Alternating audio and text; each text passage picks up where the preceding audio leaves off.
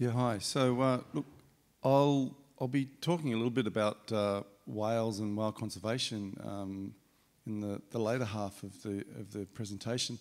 I just first wanted to talk a little bit about, I guess, what the whole protest movement has been. You know, for me, I guess it was the first protest was back in 1982. You know, when we were protesting against uranium and then uranium mining and then warships, old growth forests was a big issue in the late 80s, and then I got involved in Amazon issues and lots of other local stuff going on. But one of the things I was thinking about this morning, when I was thinking about what I was going to say today, was I reflected on a Council of All Beings workshop that I did with down in the southeast forest, and for those who aren't aware of what that is, probably a lot are, but John Seed and Joanna Macy started that up as a way of providing a voice for the beings and the critters out there, so everyone goes out and is open to hear what the various species want to say, and then you become a voice. You come back as a council and speak.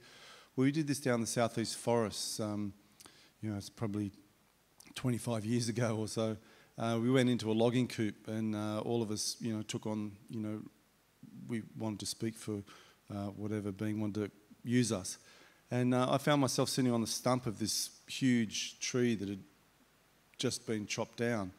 And what I felt the tree wanted to express is what I've realised recently that the whales are wanting to express as well. And I guess, and that was that although they prefer to be, growing and enjoying just being on the planet, and the whales just swimming around free and everything, that the messages that I've had and with that tree then was that the tree was felt accepting of its fate in the process of bringing about change in humanity's values and helping to connect humanity to the natural kingdom, and the tree was happy that we were there, standing up against other humans that were wanting to just chop the forest down. So there was this big change that happened where humans were up against humans to protect nature.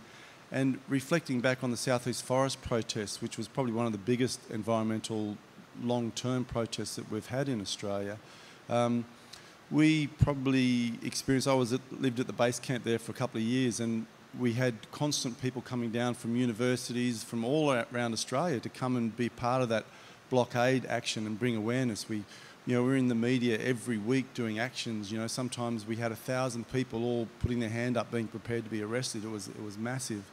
And I think the biggest change that I feel that happened, well, one was that we saved, we locked up some forests, and that was fantastic. But even on a bigger level than that, what I think happened was that people connected to the forest. People, they threw away the veils of separation that a lot of humans have, with the natural kingdom, and so that I think was the biggest gift that the forest gave to us, was that we're able to connect, and I feel blessed that we helped to save the forest, but also that we helped to turn on so many people that would never have had that opportunity. They'd still be, trudging around in the concrete jungle, looking at what next corporate job they were going to take. But now a lot of those people have become environmental lawyers and activists and whatever.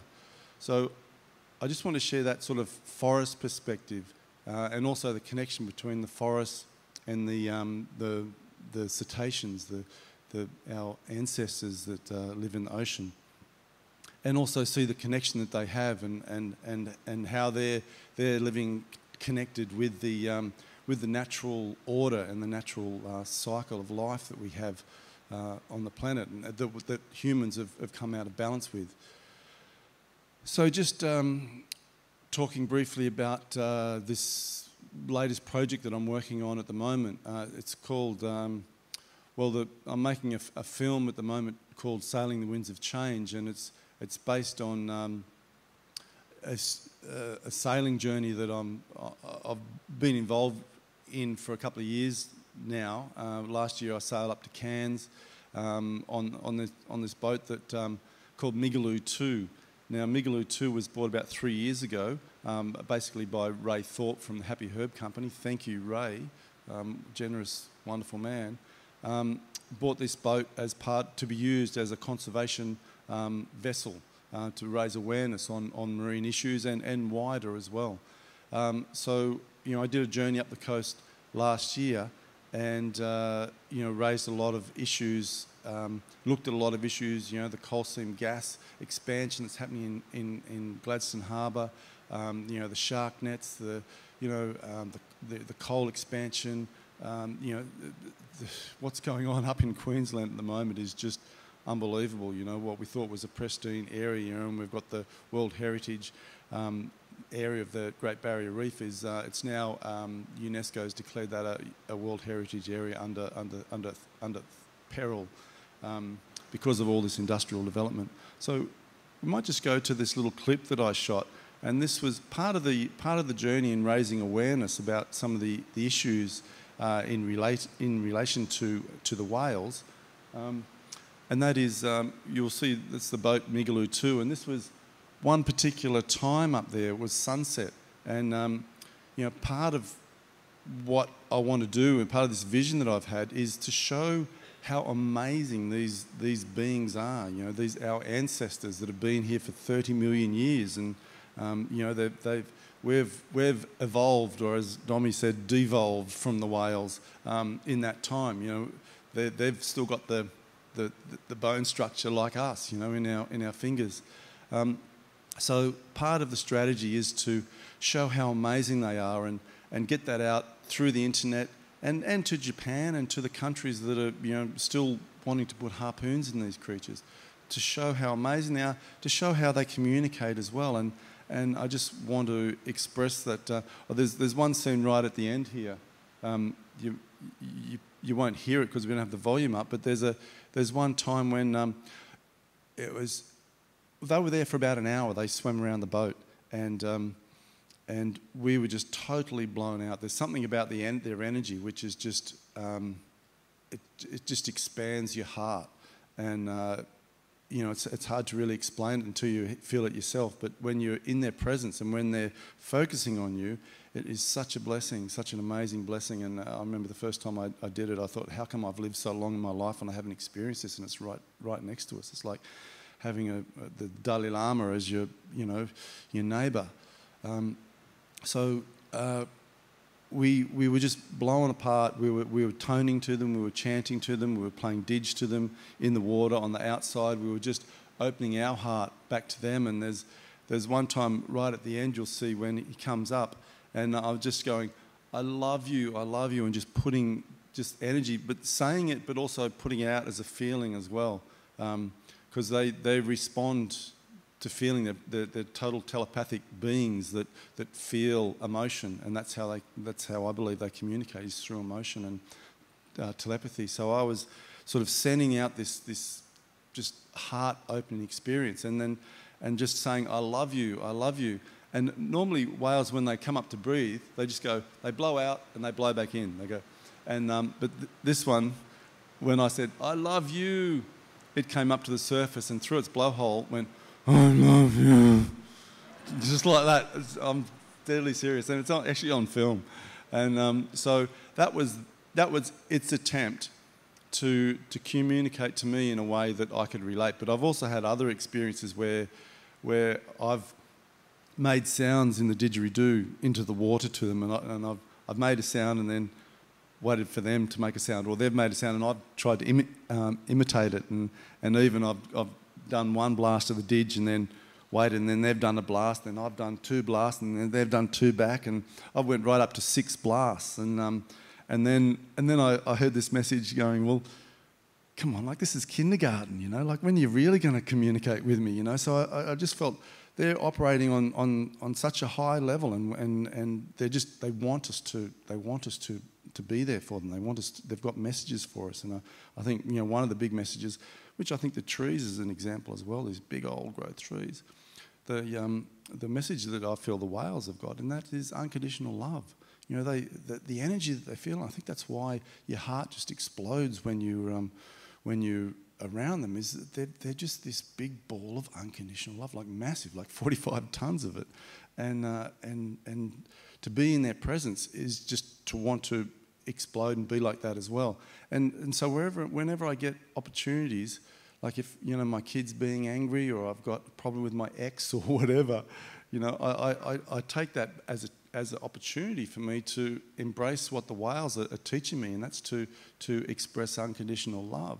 And this is a great gift, and I offer it to everyone. Is, you know, they go past Byron Bay Lighthouse, you know, all the time. You know, it's great from the top, but also if you can get out on the boat, you know, they do tours out there. It's only $100, you know, it's the best $100 you'll ever spend. You know, go out there, get close to them, and connect with them on that level. I was going to say they need us to speak for them, but in a way, we need them more than they need us. Although I'm sure they're concerned, you know, they can feel the water temperatures changing, and, you know, their brothers are getting harpooned and, down in the Antarctic, you know. So, you know, they want to live in peace. But for us, it's an opportunity, you know, for humanity, for each one on an individual level to incorporate the energy that these ancestors, these magnificent ancestors from that have been here for so long, to feel them. And, you know, now's, I mean, it's always the time, but, you know, now especially is the time when, you know, the earth is going through so many radical changes that they're wanting us to get it. You know, they come on, humans, like, get it, understand. And the trees, it's the same. You know, if we still ourselves to a point where we can hear what they're trying to say, then it's resoundingly is like, come on, humans, get it together. There's a few other ways that plants are coming to us at the moment too. You know, there's probably a lot of people here that have tried the ayahuasca ritual. You know, a ritual that's it's been going on for, you know, thousands of years in the Amazon, and it's just coming to the West now. And I believe that's similarly, whale watching is exploding around the world as well, because the plants and the animal kingdom is sort of reaching out to the humans to connect, really. To dissolve this illusion of separation that we have with the natural kingdom, and to become one again in harmony with nature. So,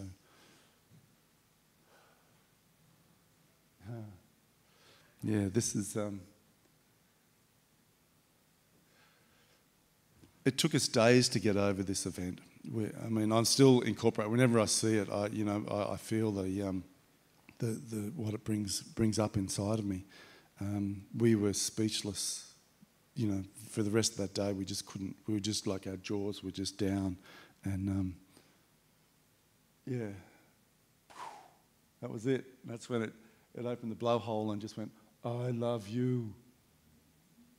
And yeah, there was one time there was another guy there with a camera. He says, "Rick, Dean, turn around and say something." I was just one time in my life I was totally speechless and couldn't talk to the cameras. It was that time. And so anyway, that's my presentation. And if anything, it's just, please take this golden opportunity that's being offered to us all, and get out and amongst the whales, be with them, and feel what they have to offer. And also the trees, you know, sit with them quietly and feel it's all there. We just need to still ourselves and listen. Please give warm thanks.